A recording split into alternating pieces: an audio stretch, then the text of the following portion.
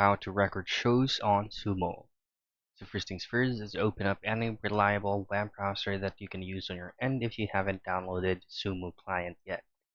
So in here, just simply search for Xumo streaming box. Now choose on this link right here that will take you or redirect you to Xumo's official website. This is where you can download the client or via the Google Play Store.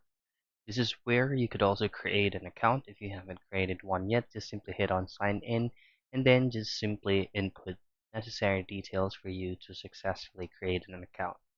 Now, Sumo hasn't or does not have a built-in recording feature, but all you have to do is just to use any reliable streaming softwares out there, like maybe OBS, Streamlabs, or whatsoever that you want to use, or you can use for you to be able to record anything on your screen while Sumo is currently streaming.